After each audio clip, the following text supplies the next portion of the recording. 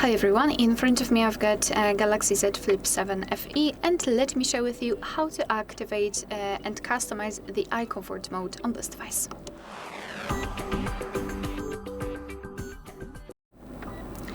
So let's begin with opening the settings, and here we have to scroll and find the display.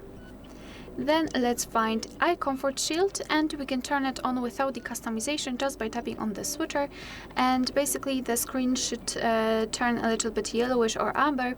It will be in order to filter the blue light. However, it is not visible right now because we've got the adaptive option set. So let's tap on the iComfort Shield, and as I said, here we've got the adaptive option, which is automatic, and we've got also the custom, so simply tap on it to manually change the color temperature. Here we've got the switcher, thanks to which we can change the intensity. By going to the left we can make it cooler, and by going to the right, much warmer. So of course set it on the level which is the most comfortable for you. We can set the schedule also. So always on is the manual option. We can set it from sunset to sunrise, and your device will automatically decide when the sunsets and sunrises are. It is location based, as you can see, so you will need to grant the permission to use the location, or the custom option, so you can freely choose the start and the end time, and your device will apply the mode accordingly. I will set the always on, and you've got also the option enhanced comfort, so you can adjust the tones and contrast.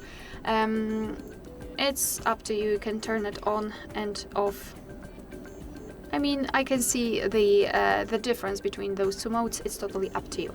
So this is the whole customization of this mode, and if you wish to have much faster access to it, simply unroll the top bar, maybe not this one, but the task manager, let's say, so on the right, and here swipe it down to find the iComfort Shield, which is right here. So just basically tap on it to turn it on, and tap on it again to turn it off. Alright, so that will be all.